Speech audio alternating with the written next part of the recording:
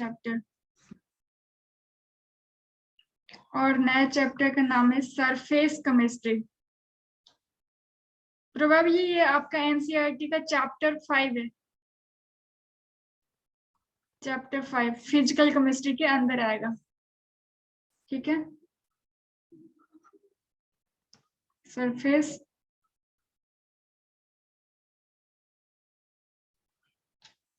Chemistry. तो देखो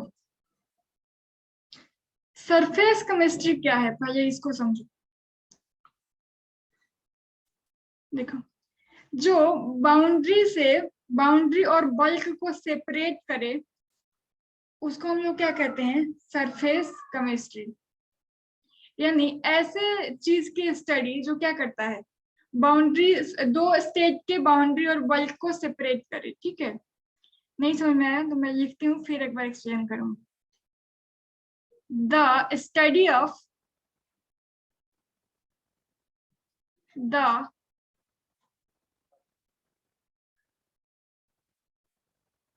अभी 5 मिनट में समझ में आ जाएगा। Boundary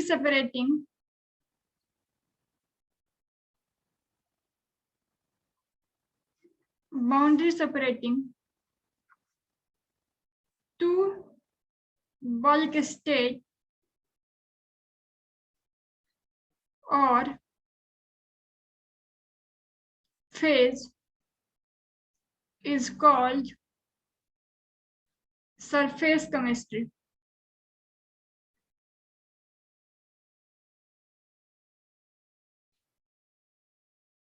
Is called surface chemistry. यानी जैसे मान लो कि आपने एक ले लिया ये वुड का टुकड़ा, ओके, ये वुड है,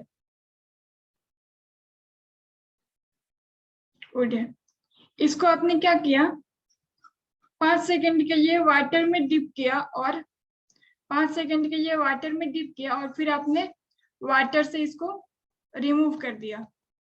ठीक है, तो जब वाटर से इसको आपने रिमूव करे होंगे तो फिर क्या होगा इसमें, देखो इसके सरफेस पे वाटर के मॉलिक्यूल चिपके होंगे, इसके सरफेस पे वाटर के मॉलिक्यूल चिपके होंगे। बट क्योंकि ये वुड है तो क्या इसके अंदर अंदर में पानी गया होगा। जैसे किशमिश को अगर हम लोग भिगाते हैं, रात में भिगाते तो उसमें अंदर अंदर तक पानी चला जाता है। बट इस वुड के कोई ना कोई बाउंड्री होगी जहां तक का वाटर होगा, उसके अंदर सिर्फ वुड होगा, उसमें वाटर मिक्स नहीं हो पाया होगा। एक ऐसी बाउंड्री होगी, कुछ ऐसा लेयर तक ही वाटर एब्जॉर्ब हो पाया होगा, उसके अंदर अगर हम लोग जाते हैं तो फिर हमारा वाटर वहां पे नहीं होगा। तो क्या करेगा, एक कोई ना कोई एक बाउंड्री है जिससे सेपरेट करेगा जिसको, कि कहाँ तक पानी टच हुआ है और कहाँ से पानी नहीं है। ठीक है, तो ऐसा ही, यानी ये क्या किया, सेपरेट किया वुड के अंदर जो प्योर वुड है उसमें, और जो हमने पानी में डीप कराया तो कहाँ तक के पानी ऑब्जॉर्ब किया है उसमें। ओके, तो इस तरह की फेनोमेना, देखो ये सिर्फ सरफेस पे बेस्ड होती है। बल्क का क्या मतलब है, बल्क और सरफेस फेनोमेना में क्या डिफरेंस है।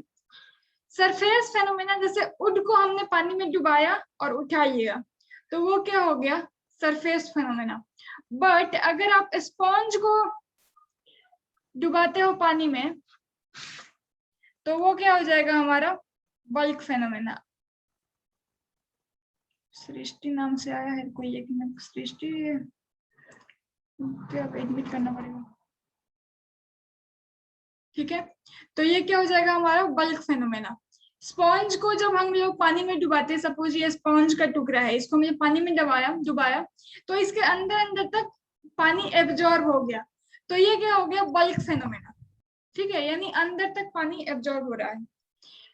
बट इसके अंदर हम लोग को ये क्या क्या है, देखो इस यहाँ पे इस दोनों से रिलेशन यहाँ पे नहीं है। अभी जो मैंने ये दोनों अलग बात थी, यहाँ पे देखो, यहाँ पे जो बल्क है उसमें पानी नहीं गया है, यहाँ पे बल्क वो है जो बच गया है, यानी जहाँ पे अब जो दूसरे मॉलिक्यूल है वो वहां तक नहीं जा पाया है, उसके बाउंड्री और जहां तक दूसरा मॉलिक्यूल पहुंचा है उसके बाउंड्री को सेपरेट कर रहा है। ठीक है, तो अगर हम लोग इसको वुड को डुबा रहे हैं पानी में तो ये क्या जाएगा, सरफेस फेनोमेना।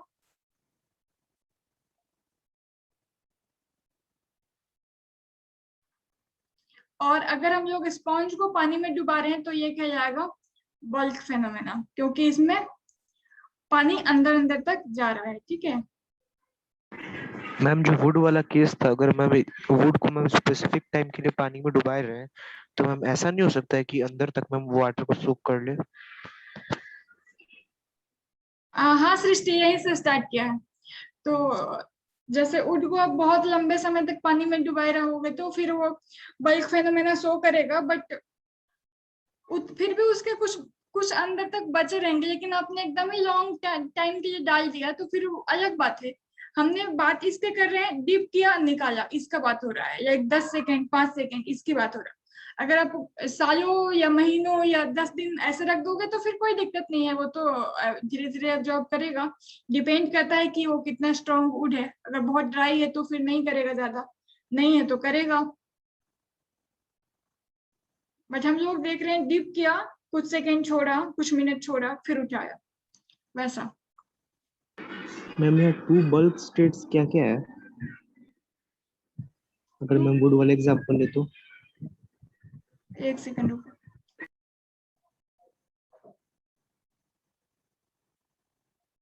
अमन राज, अमन आप दूसरे बार फिर इंटर किए हो क्या? नहीं मैम। ठीक है, तो हाँ पूछो, क्या पूछे आप वेदांत, एक बार फिर से पूछो। मैम ये जो टू बल्क स्टेट्स है मैम, वो क्या क्या है, अगर वुड वाला एग्जांपल ले तो? एक तो वाटर हो गया और एक हमारा यहाँ पे वुड हो गया।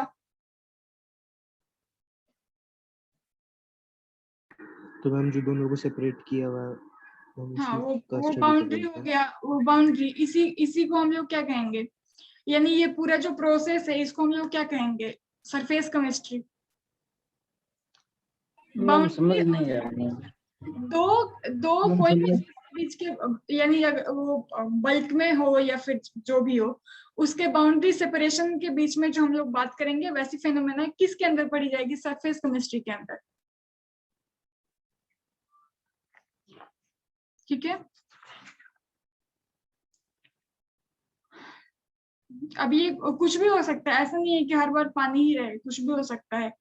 अगर आपने वुड को अच्छे से पाउडर में समेट दिया किसी अच्छे पाउडर में, तो उसके सरफेस पे जो पाउडर लगेगा वो भी हो सकता है हमारा। तो देखो अब इसमें थोड़ा आगे बढ़ते हैं।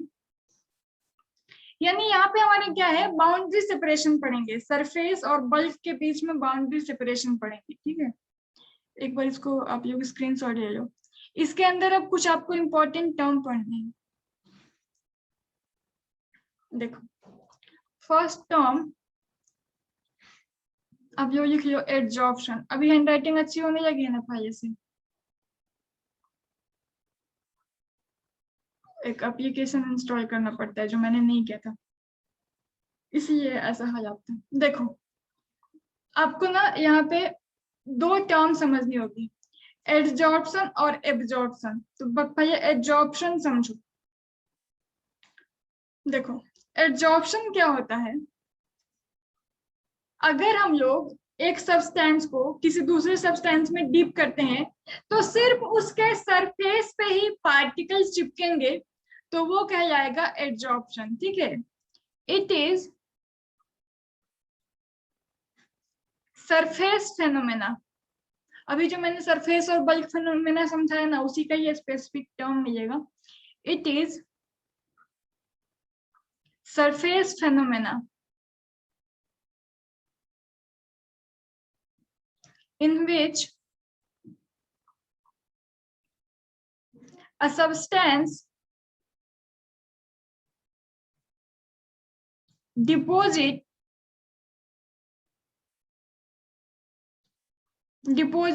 or attached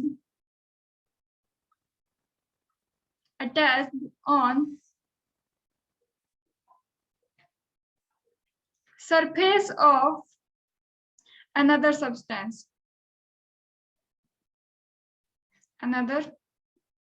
substance, ठीक है, तो ये क्या हो गया, एडजॉर्प्शन।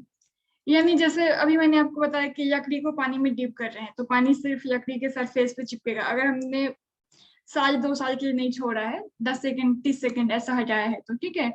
जैसे क्या और क्या हो जाएगा एग्जाम्पल, क्रीम लगाया, क्रीम तो क्रीम हमारे फेस के स्किन पे ही रहती है, नहीं कि अंदर अंदर घुस गई, ऐसा तो नहीं होता है। लिपस्टिक लगाया तो सिर्फ लिप्स के सरफेस पे ही रहती है, ऐसा नहीं कि अंदर अंदर मसल्स में घुस गया, राइट। तो ये सब क्या है, एड्सॉर्प्शन है, ठीक है, यानी जो सरफेस तक ही सीमित रहे, अंदर में नहीं जाए, ज्यादा बल्क में नहीं जाए। 2 लेयर 3 लेयर ऐसा हो सकता है कि उसी का 1 लेयर हो गया, 2 लेयर हो गया, 3 लेयर हो गया, बट रहेगा वो सरफेस पे, अंदर नहीं जा रहा है, ठीक है, सरफेस के अंदर एब्जॉर्ब नहीं हो रहा, तो उसको हम लोग कहेंगे एड्सॉर्प्शन, एड्सॉर्प्शन, ठीक है, ओके।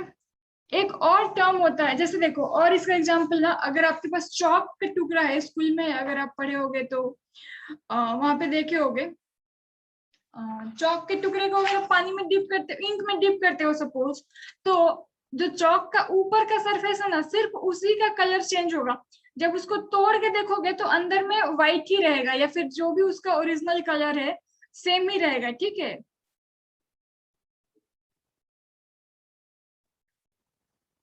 तो ये आपका इसका एग्जाम्पल क्या हो गया, एक तो वुड वाला हो गया, लिपस्टिक भी हो गया एग्जाम्पल, और आप लिखने हैं तो लिख सकते हो, ink on the surface of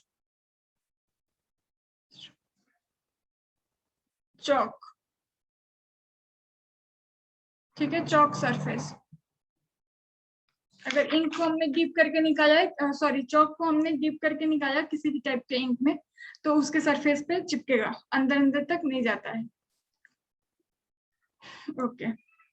एक होता है एब्जॉर्प्शन, एब्जॉर्प्शन हम लोगों को नहीं पढ़ना है, एब्जॉर्प्शन हम लोगों को नहीं पढ़ना है, ठीक है, बट मैं आप लोगों को फिर भी बता दूंगी क्या होता है। बट इसके रिगार्डिंग पहले एक इम्पोर्टेंट पॉइंट आप लिख लो, फिर मैं आपको वहां पे ये चलती हूँ।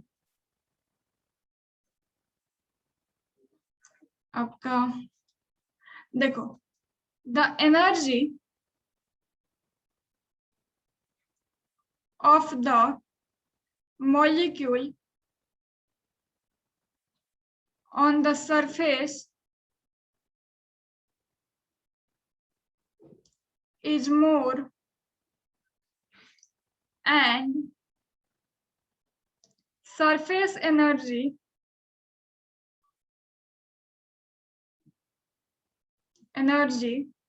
decreases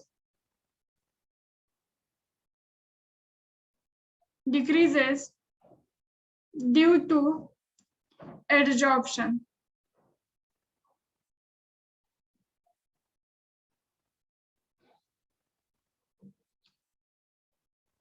देखो, सरफेस पे जो मॉलिक्यूल होते हैं ना, जिस भी सब्सटेंस पे हमने चिपकाया, जैसे चॉक के सरफेस पे जो मॉलिक्यूल थे उसकी एनर्जी ज्यादा होती है, बट जब एब्जॉर्प्शन टेक्स प्लेस होता है तो सरफेस के एनर्जी के मॉलिक्यूल डिक्रीज हो जाती है। ये ध्यान रखना, सरफेस पे जो मॉलिक्यूल होते हैं वो एक तरफ से फ्री रहते हैं, ठीक है, सभी तरफ से अट्रैक्ट नहीं होते हैं, एक तरफ से फ्री रहते हैं, तो उसके कारण उनकी एनर्जी ज्यादा होती है, बट जब उस पे हम लोग एब्जॉर्प्शन कराते हैं तो फिर सरफेस की एनर्जी की मॉलिक्यूल डिक्रीज होने लगती है, ठीक है, ये ध्यान रखना। अब देखो, मैंने इसका दूसरा पार्ट नहीं समझ आया। अच्छा, दूसरा पार्ट नहीं समझ में आया, ठीक है। जैसे मान लो कि ये कोई वुड है या फिर कुछ भी है, इसके ये सरफेस पे, वुड के सरफेस पे ये जो मॉलिक्यूल होंगे, कुछ बल्क में भी मॉलिक्यूल होंगे, तो जो वुड के सरफेस पे मॉलिक्यूल, एक्चुअली 3D फिगर है, यहाँ बनाने में थोड़ा दिक्कत जाएगा, बट समझना, ये जो बल्क में मॉलिक्यूल है, इसको इधर से भी मॉलिक्यूल पकड़ा, अट्रैक्ट कर रहा है, इधर से भी चिपका, इधर से भी चिपका, इधर से भी चिपका, इधर से भी चिपका, इसके ऊपर नीचे सब तरफ से मॉलिक्यूल इसके चिपके है ना, तो ये मूव करने को उतना फ्री नहीं है, क्योंकि उसके आसपास से सारे मॉलिक्यूल्स को घेरे रखे हैं, तो इसकी एनर्जी कम होती है, क्योंकि उसको सब तरफ से उससे मॉलिक्यूल चिपके हुए हैं। जैसे आप एकदम भीड़ में, आपको दबा दिया गया, आपके चारों तरफ लोग ही हैं, तो वहां पे आपकी एनर्जी कम हो जाएगी, क्योंकि आप मूव करना चाह के भी नहीं कर पाओगे, राइट। बट अगर आप उसी भीड़ में किसी एंड पे खड़े हो, जैसे सपोज आप यहाँ पे खड़े हो, तो यहाँ पे आपके पास एक तरफ खुला, आप छुट्टे हो, इधर में आप जा सकते हो, इधर आप मूव कर सकते हो, यहाँ पे आपके पब्लिक है, यहाँ पे पब्लिक है, यहाँ पे पब्लिक है, बट आपकी एनर्जी ज्यादा है क्योंकि आप चाहो तो इस सरफेस को छोड़ के इधर की तरफ जा सकते हो, है ना। तो जो सरफेस पे होते हैं ना, वो एक तरफ से फ्री होते हैं, उनको कोई जकड़ के नहीं रखता, घेर के नहीं रखता है, इसके कारण उनकी एनर्जी इनके कंपैरिजन में ज्यादा होती है। बट जब हम लोग कोई चीज उस पर चिपकाते हैं तो फिर उसकी एनर्जी डिक्रीज होने लगती है, क्योंकि जैसे ही इस पे आपने चिपकाया वाटर मॉलिक्यूल, तो क्या करेगा, वाटर तो आकर के उसके मॉलिक्यूल उसको घेर लेंगे ना, जो सरफेस पे था। अभी सरफेस पे तो ये घिर गया ना वाटर के मॉलिक्यूल से, तो इसको अब इधर से भी कोई घेर लिया तो इसकी एनर्जी घटा दिया, क्योंकि पहले वो फ्री था। मैम तो सरफेस पे पहले से वुड का ही मॉलिक्यूल था ना। हाँ, वुड का मॉलिक्यूल था तो सरफेस की एनर्जी ज्यादा थी, बट जैसे ही एडजॉर्प्शन हुआ तो सरफेस की एनर्जी घट गई, क्योंकि वाटर मॉलिक्यूल उसको घेर लिया।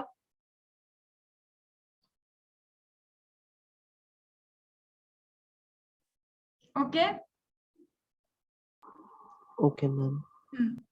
अब देखो, एक होता है एब्जॉर्प्शन, इसका स्क्रीनशॉट लो पहले आप लोग।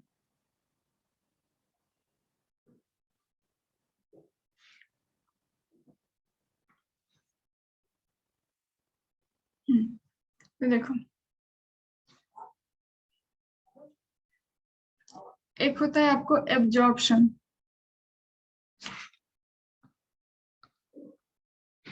मैं यहीं पे करेक्ट कर दे रही हूँ।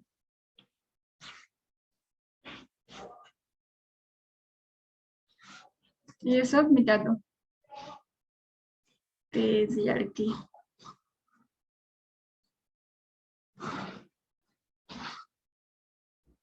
ओके, तो देखो यहाँ पे आप लगा दो बी, इसको एब्जॉर्प्शन से बना दो एब्जॉर्प्शन, ठीक है, और यहाँ पे लिख दो बल्क फेनोमेना। एब्जॉर्प्शन क्या हो जाएगा आपका, बल्क फेनोमेना। ओके, और इसका एग्जाम्पल क्या हो जाएगा, आप इसका स्पॉन्ज इन वाटर। स्पॉन्ज कैसे लिखते हैं, गलत लिखा क्या मैंने,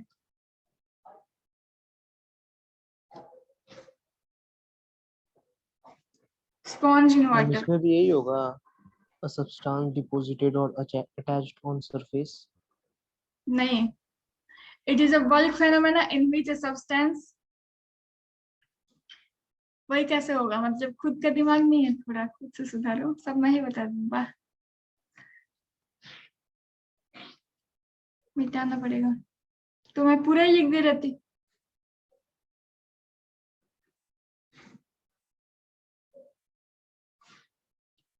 A substance,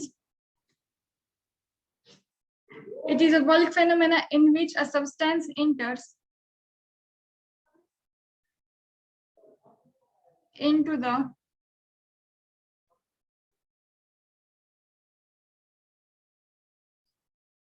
bulk of another substance, ठीक है। यानी बल्क यानी बहुत ज्यादा अमाउंट तक अंदर जाना, बल्क यानी मास में, मतलब बहुत ज्यादा अमाउंट में अंदर तक जाना, बहुत ज्यादा उसके अंदर तक एब्जॉर्ब हो जाना। जैसे स्पॉन्ज इन वाटर, स्पॉन्ज मैंने सही लिखा है कि नहीं बालक,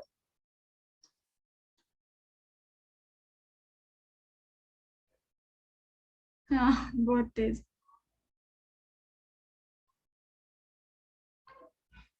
किसी को नहीं पता तो मैंने सही लिखा होगा। एनीवेज, तो देखो आगे, तो यहाँ पे हमारा इसके बारे में नहीं पढ़ना, एब्जॉर्प्शन के बारे में नहीं पढ़ना, फिर भी कभी कभी difference between absorption and absorption पूछता है, वो मैं आपको लिखा दूंगी। बट अभी यहाँ पे हम लोग एब्जॉर्प्शन से रिलेटेड कुछ इंपॉर्टेंट टर्म पढ़ेंगे, एब्जॉर्प्शन से रिलेटेड। ओके, तो मैं इसको मिटा रही हूँ। तो देखो यहाँ पे दो चीज हम लोग अभी तक जाने ना, एक के सर दो सब्सटेंस रह रहे हैं, एक के सरफेस पे आके चिपक रहा है और एक आकर के चिपक रहा है, तो उनका कुछ ना कुछ तो नाम होता होगा ना, तो उनका नाम है, एक को कहते हैं एडजॉर्बेट, सॉरी एडजॉर्बेंट, और एक को कहते हैं एडजॉर्बेट। Adsorbent and adsorbate. तो देखिए यहाँ पे एडजॉर्बेंट किसको कहते हैं और एडजॉर्बेट किसको कहते हैं? टाइप्स नहीं नहीं नहीं नहीं, ये टाइप्स नहीं है। एडजॉर्प्शन में दो सब्सटेंस रह रहे हैं, एक के सरफेस पे आकर के चिपक रहा है और एक आकर के चिपक रहा है, दो टाइप के सब्सटेंस है ना एडजॉर्बेंट। Okay ma'am. तो देखो एडजॉर्बेंट किसको कहते हैं? जिसके सरफेस पे आकर के मॉलिक्यूल चिपक रहा है उसको हम लोग कहेंगे एडजॉर्बेंट। जैसे वुड और वाटर में वुड एडजॉर्बेंट हो गया, चॉक और इंक में चॉक एडजॉर्बेंट हो गया। यानी जिसके सरफेस पे आकर के चिपक रहा है उसको हम लोग कहेंगे एडजॉर्बेंट, और जो सरफेस पे आकर के चिपक रहा है उसको हम लोग कहेंगे एडजॉर्बेट। यानी जो चिपकता है उसको हम लोग एडजॉर्बेट कहते हैं और जिस पे आकर के चिपकता है उसको एडजॉर्बेंट कहते हैं। ओके, तो देखो adsorbent is a substance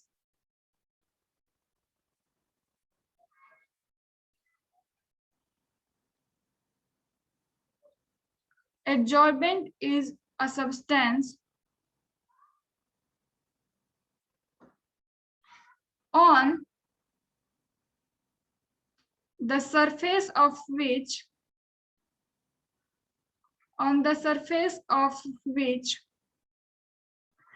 adsorption takes place. Adsorption takes place. Okay, आपके हिंट के लिए मैं एग्जांपल लिख दे रही हूँ क्योंकि अभी आपको समझाया था। वुड हो गया, चॉक हो गया, और एडजॉर्बेट क्या होगा? The substance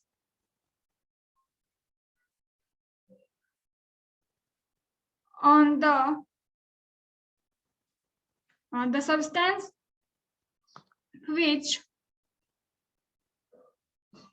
the substance which is adsorbed is called adsorbate.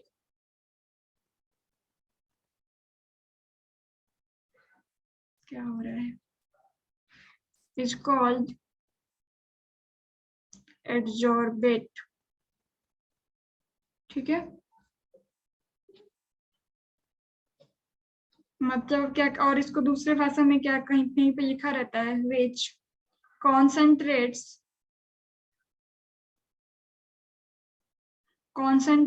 or accumulates at the surface.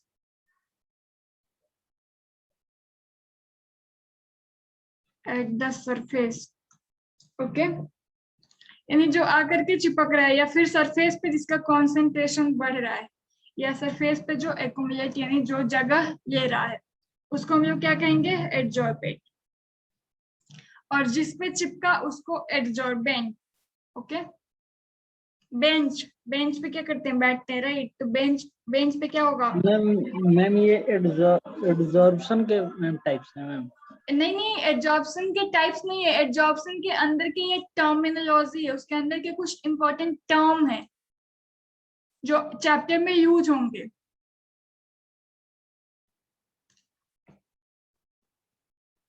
Okay, term है कुछ इंपॉर्टेंट। एडजॉर्प्शन में क्या क्या होते हैं? एडजॉर्प्शन में एक एडजॉर्बेट होता है, एक एडजॉर्बेंट होते हैं। टाइप नहीं है उसका, ये दोनों मिलेंगे तब जाकर के एडजॉर्प्शन बनेगा, उसके अंदर के ये टर्म है। ओके, चलो आप लोग स्क्रीनशॉट ले लो। इसमें तो मुझे इतना लिखना पड़ेगा इस चैप्टर में ना, आप लोग सोच भी नहीं सकते। सही, चलो हेडिंग लगा लो या क्वेश्चन लगा लो, जो भी करना है कर दो। डिफरेंस बिटवीन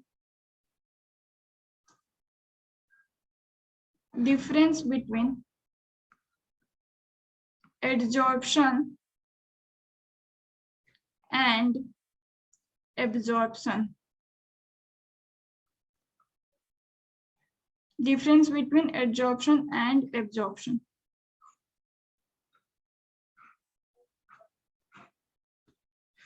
देखो लिख लो, फिर मैं आपको एक्सप्लेन कर देती हूँ। In adsorption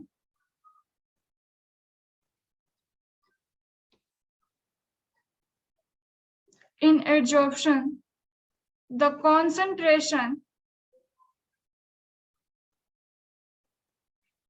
of the adsorbate,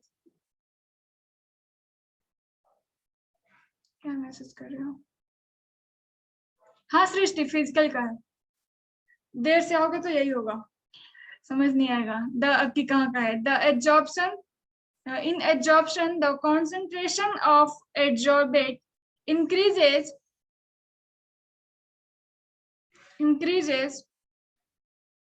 only at the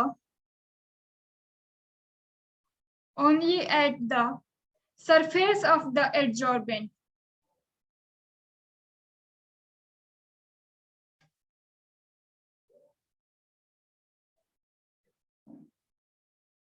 Surface of the adsorbent, okay?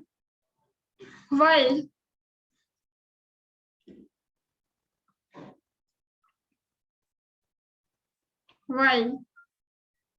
in absorption the concentration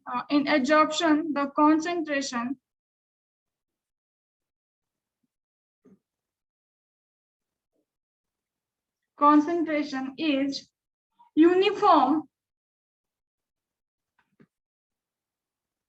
through out the bulk, यानी जितना सरफेस पे है वैसे ही उतने ही अंदर के तरफ भी है उसके, थ्रू आउट द बल्क।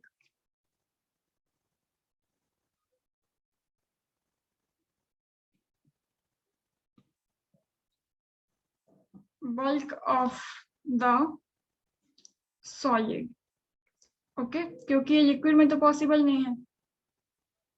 ये हमारा पहला डिफरेंस, मेन डिफरेंस हो गया। दूसरा क्या कह सकते हो? एडजॉर्प्शन इज, समीर फिर से आ रहा है, एक सेकेंड बस।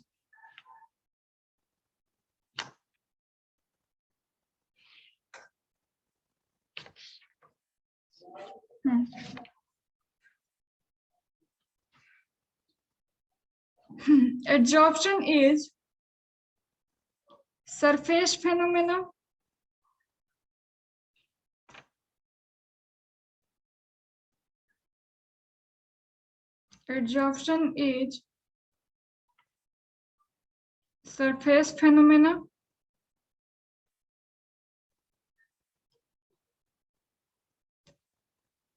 ठीक है। while absorption is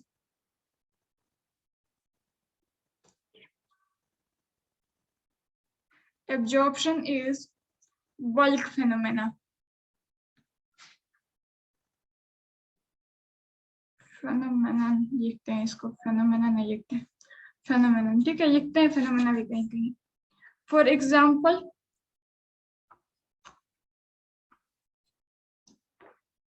इसका थोड़ा केमिस्ट्री टाइप का एग्जाम्पल लिख लो, अभी तक तो ऐसे ही लिखते हैं।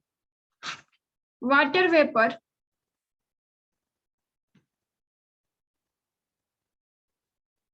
are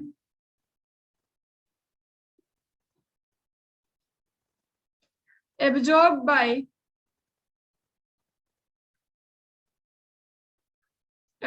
by anhydrous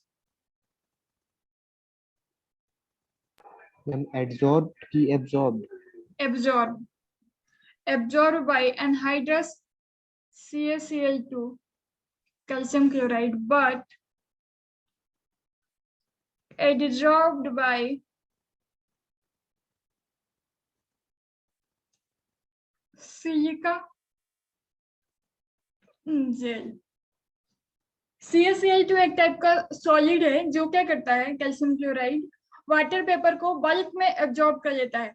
but silica gel जो कहाँ मिलता है, हमारे जूते वगैरह में ना एक छोटा सा पैकेट मिलता है, शूज जब नया खरीदोगे वहां पे छोटा सा पैकेट उस डब्बे के अंदर डाल के देता है, अगर अच्छा शूज खरीद रहे हो तो, या फिर वाटर बॉटल खरीद रहे हो, अच्छा खरीद रहे हो तो उसके अंदर में भी एक सिलिका जेल का छोटा सा पैकेट डाल के देता है।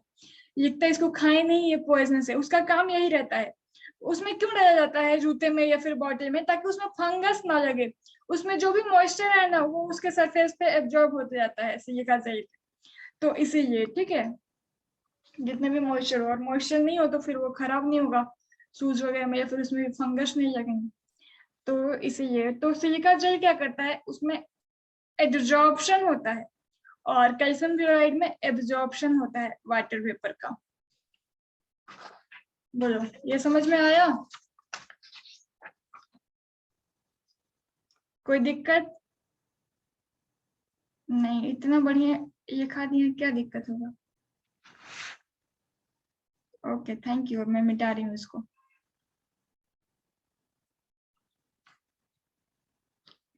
नेक्स्ट देखो, टर्म, कुछ इंपॉर्टेंट टर्म है जो सरफेस केमिस्ट्री के अंदर आपको पता होना चाहिए। Desorption, desorption,